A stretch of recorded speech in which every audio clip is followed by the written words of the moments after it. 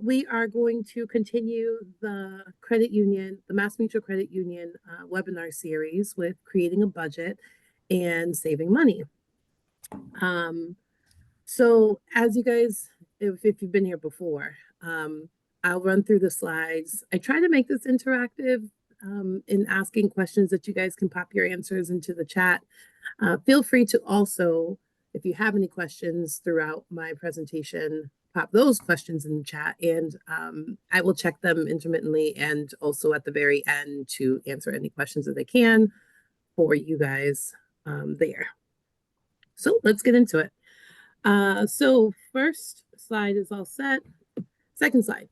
As we dig into the different types of budgeting and what they consist of, I'd like for you to take a second to screenshot this page or just jot these questions down. You'd be surprised at how many of these questions you think you know the answers to until you really take the time to think about it and realize, wait, I don't know as much as I thought I did about my own budget and bills. We are going to come back to this in some more details, so I do want you to stick a pin in this particular screenshot, and we'll dive deeper into it a little later on in the presentation. Speaking of participation, I do want to take a quick poll and find out how many of you guys have multiple savings accounts and checking accounts. So if you want to take a quick second, pop that number in the chat, whether you have 2 checkings, 1 saving. You know, I'm really curious to know how many accounts you guys are working with. All right. Someone said 5. Nice. Oh, 2 said 5. 3 checking, 2 savings. That's nice.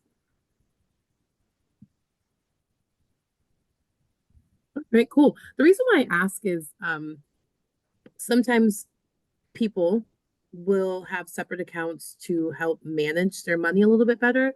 So they'll have one account that is just for bills. So their paycheck will have a certain amount of money direct deposited into that account for bill paying. Then they might have a separate account for saving or a vacation fund or something like that. And then sometimes even a third joint account with a spouse for like discretionary income. And then some people, as a common show, might even have a 4th or 5th account where, you know, this is my personal money, or, you know, savings for a personal. So it's very interesting to see how many of you guys have multiple accounts. So thank you for that. Another question for you. How much do you typically spend or how much do you typically have for play money after you've paid your bills? If anybody's comfortable writing that amount.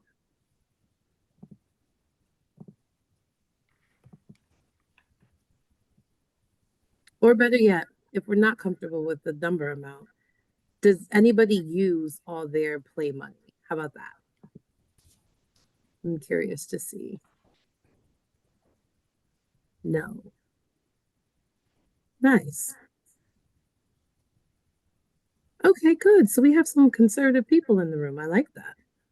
Awesome. All right. So know that different tools work for different people. Finding your budget style can include a lot of trial and error. People tend to think that, you know, you have to have all the answers to these questions and be able to spitfire them off immediately. That's not always the case.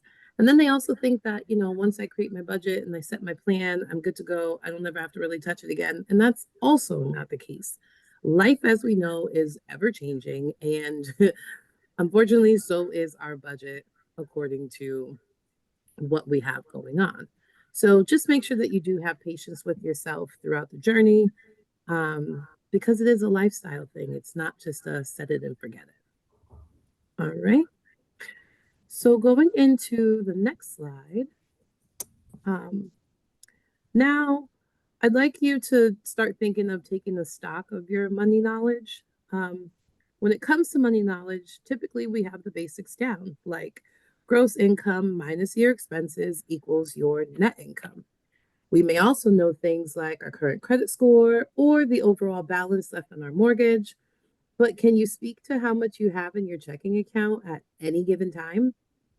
Do you know what your debt to income ratio is? Can you name the interest rate or credit utilization ratio on any of your credit cards? Can you ramble off your interest rate on that mortgage?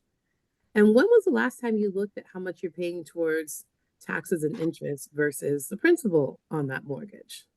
And then lastly, for those who don't, pay mortgage, what about your auto loans and the details around that? It's knowing these details, like, it's knowing the details like those questions I just asked, that are really going to define how you move through your financial wellness journey. Now, don't get me wrong, it's not necessarily expected for you to know everything, but more so to provoke the thought of, do I know where my money's going and how it's being used or spent? And the more you know about how your money is working, the better your decision should be about how it's used, right? And I totally get it. Some of these topics, we tend to just pay the bill that comes in the mail. I don't know about you guys, but I'm guilty of it from time to time myself. But without taking a closer look, you don't know if the interest rate increased on that credit card. Are you aware if your property taxes increased beyond a reasonable amount? Researching to inform yourself on this info might result in you price shopping for new insurance rates or calling your credit card company to request an interest rate reduction, or an increase in your credit limit, which is what they typically end up offering you, or even going through the process of an abatement for the newly estimated property taxes, right? This slide here provides some resources to see where you land with your financial knowledge. All right. And as Jackie said, this slide is going to be available. The whole presentation will be available for you guys. So don't feel like you have to write it down. Okay. So on this screen here, you'll see that some of those thought-provoking questions will come into play here. So here we have a pretty basic budget worksheet, and like most, it's expected to help you plan for the month. But you may find out after trying this that it may be more beneficial for you to create a budget on a biweekly or however often you get paid basis. And remember, once again, this isn't a one size fits all, right? Different strokes for different folks. So back to the worksheet. It's broken down by income and expenses. And then they did get quite detailed to try and capture most possible expenses that one has on a given month: housing, food, transportation, health, personal, family, finance. And then there's an other for the catch-all or the one-offs, you could say, or things that just simply don't occur every month, like your annual trash bill or excise tax for your car. Or if you're like me, your annual Costco membership, that kind of stuff. But once you enter all your data, total it up, and insert your numbers in the formula at the bottom of the page, now hopefully you're in the green and that you still have some money left over. Depending on the type of budget you've chosen, though, you may need to go back and reassign that extra money to a quote unquote job so that every dollar has purpose. If it ends up being the other way around, that you don't have enough money to spread around and you're in the red, then you immediately need to go back through that budget and see where you can start cutting back. And if you've done that and there's really absolutely nowhere else to cut from, then it's time to start figuring out how you can bring some additional income in. All right. Does anybody have any questions about anything so far? It's not pretty cut and dry, I would think, right? Okay, cool. So moving on to slide 5. In this next slide are some milestones to think about when planning out your budget. These are expenses that may seem unnecessary, but when looking at the bigger picture, they are actually the most important. So for those of you who have already reached these milestones, you may think that this particular section doesn't apply to you, But this is your gentle reminder to go back and check over those policies, right? To make sure that your beneficiaries are still people currently in your life, um, that your life insurance coverage can absorb whatever increasing cost of burial or cremation, funeral expenses that you might uh, have in the future. And for those who say, oh, I only have credit card debt, like no big deal. To you, I say check on those credit card interest rates, especially if you've switched over to paperless. I'm speaking from personal experience here. I had switched over to paperless for a particular card, and they had sent an announcement to me of a rate increase that they were doing across the board for everybody. And I was not aware of said increase. It wasn't until my bill came in the mail and I had put some travel on that credit card that I realized that there was a significant increase in my interest rate. Um, Thankfully, I opened my bills and I checked them because I was able to pay it off and not have to be hit with that interest fee on that. But again, this is just another reason why you have to open your mail and read through your paperwork and documentation to make sure that those kind of slip ups don't end up putting you in a bind. Um, and then by now you might be asking yourself, man, when does it end? Um, and I hate to be the one to tell you this, but as long as you're living, it doesn't. You just get better at figuring out how to manage it all. So, when it comes to these financial milestones, we have number one, start an emergency fund. It used to be a standard of 3 to 6, but after the pandemic, it became very, what's the word, obvious that things happen in a longer term. So now the recommended amount is 6 to 8 months. Um, After that, you want to make sure that you are contributing to a 401k or a pension.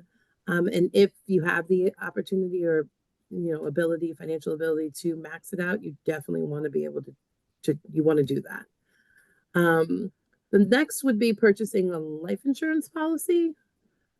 And then the fourth one is reduce slash canceling credit card debt. All right. So, speaking of managing all this stuff, this screen right here has listed some apps that can help you on your budget journey. The first I'll talk about is YNAB, which stands for You Need a Budget. I did some research on these, and I can let you know that YNAB does offer a 34-day free trial. I'm not too sure what's up with the 4, but they offer a 34-day free trial. After that, it's $14.99 a month, or you can do an annual for $109. Next, after that, we have something called the Good Budget app. This one has a free version, but they also have a paid version. If you choose to do it monthly, the paid version is $10. If you choose to do it or pay for it annually, it's $70 for the year. So that's a pretty decent discount as well. Third in line is one called Every Dollar. They have a 14-day free trial, which I'm not too sure if that's going to give you a good picture of how well it works for you. Me personally, I think I would need like a month. But anyway, theirs is a 14-day free trial, $17.99 a month, or $80 for the year. Then there is the Honeydew app, which I hear is really good for couples, as it's able to be on multiple devices, but still integrate and update in real time so you guys can communicate freely there. And that one is a free app. A new one on the market that I wasn't aware of until I did this research, this updated research, is one called Monarch. Apparently, people are comparing it to the old Mint app in its usage and I guess the way it's, the details of how it's set up. And the Monarch app is $14.99 a month or $100 annually. Then we have Pocket Card. That's coming in at $12.99 a month or $75 annually. And then last but not least, we have the Mass Mutual Credit Union. The app has a built-in money management system that integrates with all institutions. So what that means is if you guys haven't tried it out yet, I highly, highly recommend it. Not only because it's free, but it's already available to you on the app, right? So why not? I personally have used this and I love it. It allows you to set goals and budgets. You can track your spending. And one of the things I really, really like about this is because I will go to somewhere like a super center Walmart and buy all the things, clothing, groceries, diapers, food. But you don't always get to differentiate like how to expense that transaction on a budgeting app. But the money management through the credit union app does allow you to recategorize things. So instead of just saying Walmart on your budget line, you can say groceries. And I love that it gives you that detailed access. So if you guys haven't checked it out, I highly recommend it. And I'm curious to know what you guys think too, if you have. But yeah, so those are the apps that I would recommend. I'm sure there's some others out there. If anybody has any that they use and love, feel free to pop those in the chat and I can share those at the end too. Now, moving on to the next slide. Remember back in the beginning of this presentation, I told you to stick a pin in some of the questions that were being asked because we were going to come back to it back in slide 2. Well, here's the part where we're unsticking that pin, right? And we're going to dive into the different types of budgeting methods. And as you can see here, there are 4 commonly used types of budgeting. First, we have the 50-30-20. Second, we have the envelope system. Third, we have the pay yourself first method. And then lastly, the zero-based budgeting method. So does anybody know in the first one, the 50-30-20 budget, what those numbers stand for? Curious to see if you guys know. If you do know, pop it in the chat.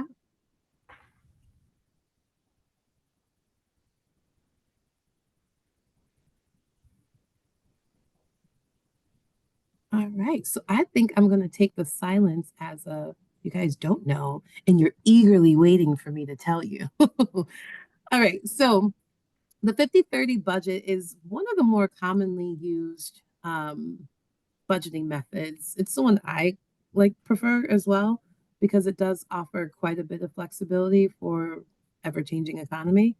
Oh, Angie put in here, bills, fund, and savings. Yes, you are spot on. Needs, wants, and savings. I hope you guys weren't Googling this stuff. But yes, you guys are right. So needs, wants, and savings. It's understood that the first 50% of whatever you bring home net, and we know net as being after all those great deductions are taken out, right? Your 50% should go towards your needs. That's things like mortgage, rent, card note, utilities, groceries, gas for your car. Those things are considered your needs, and no more than 50% should, be put towards that, allocated towards it. The next is a 30%, and that is supposed to go towards your wants, things like date nights, takeout, trips, that kind of thing. Those things, subscriptions would go under something like a want, right? And no more than 30% should be allocated to that. And then lastly, budget, the 20% is to be allocated to savings and investing. So your pension, your 401k, if you are into stocks and you buy stocks, that's where that money would get allocated to. Is there anyone in the chat that already uses this method?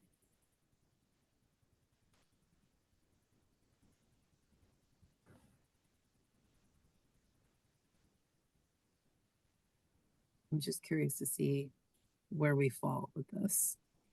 How many people are not on a budget at all? All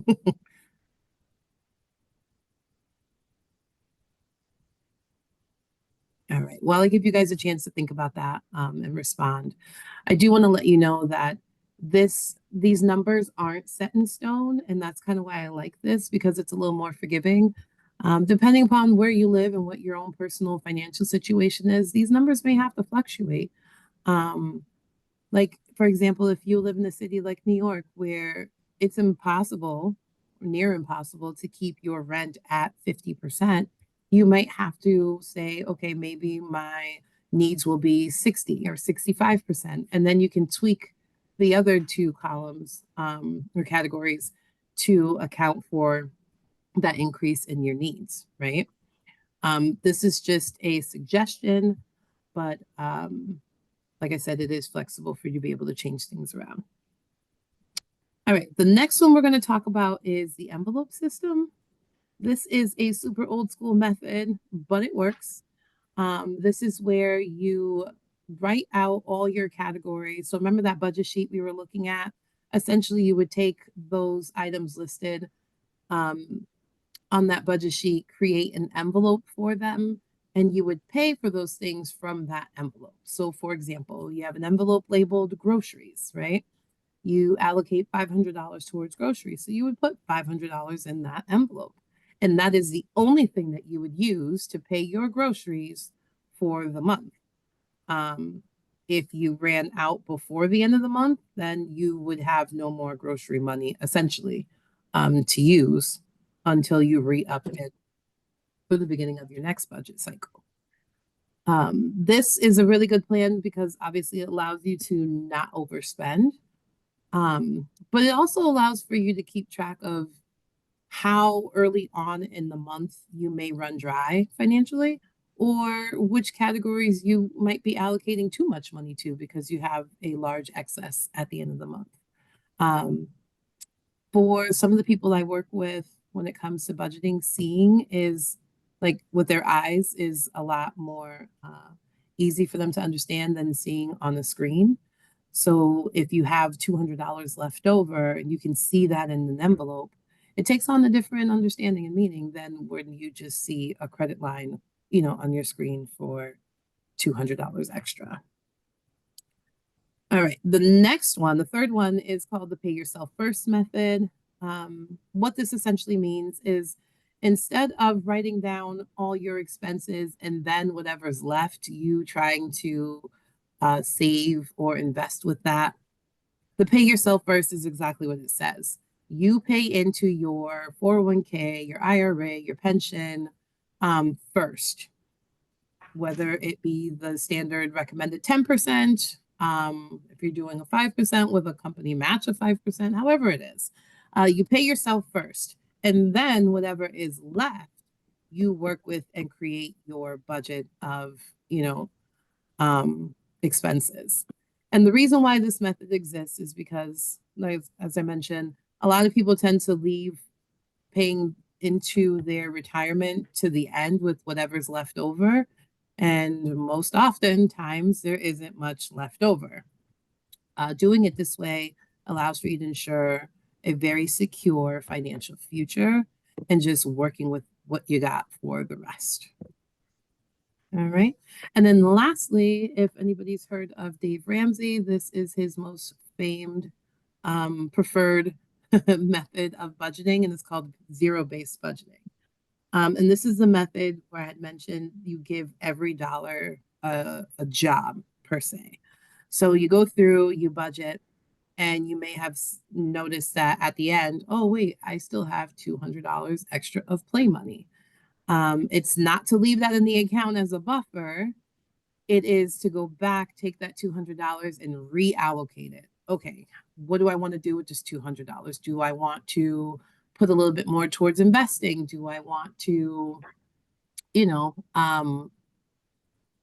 take care of something in the house that needs to be upgraded? But essentially, you give every dollar a job. So that way, when you get paid, you know exactly what it's supposed to be doing. I'll be quite honest with you guys, I don't have the discipline to do a zero-based budget. There are some people that are, from what I've heard. It takes a while to get on board, but once you get going, it is a very good method to making sure that all your funds are accounted for. All right.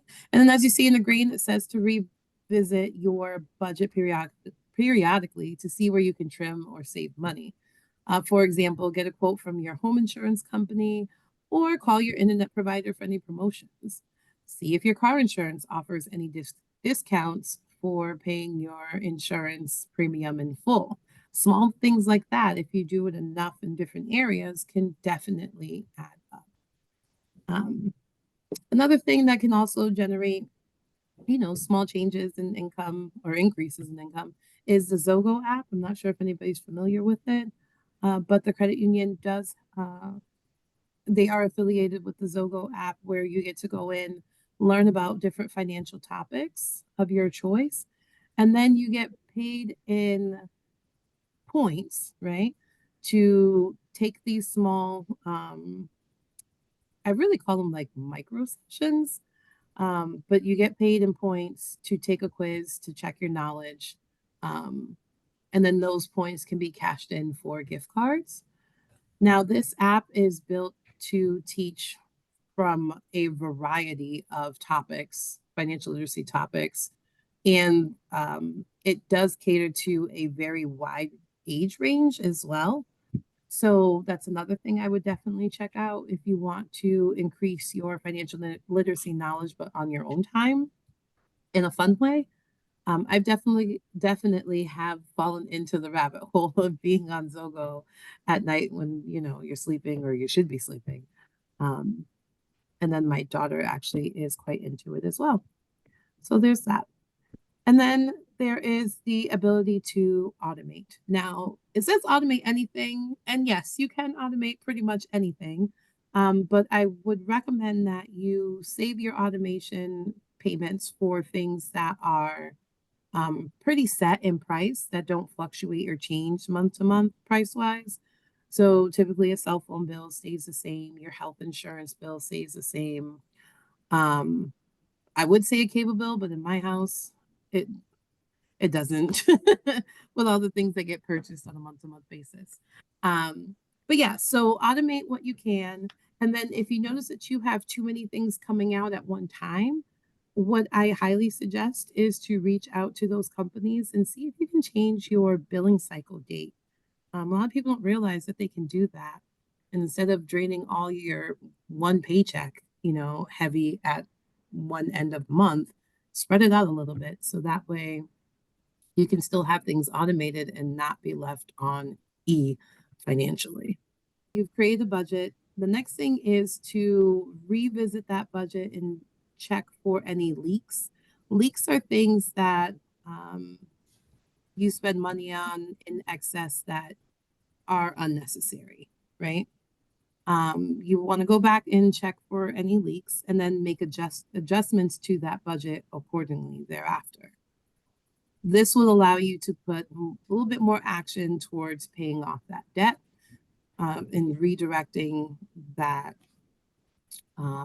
money that wasn't being used most efficiently. Next screen we're going to do is take a look at the two most common ways to pay off debt. One is called the debt avalanche method. The other is the snowball method. Not sure if you guys have heard of either of these two. But the main difference, the differences between them is with the debt avalanche method, you make your minimum payments on all your debt. That goes for both of these. But with the avalanche, you then take any extra funds that you may have and you start putting it towards the debt with the highest interest rate. So this would account for you taking all your debts, listing them all out on paper, as daunting as it probably sounds, and then organizing it in order of highest interest rate to lowest, and start tackling it and putting any extra payments that you might have towards that highest interest rate. And then once that is all paid off, while still making minimum payments on all the other debt. You then take the lump sum that you were paying towards that high interest one and you start, putting it towards the next highest interest rate debt that you have.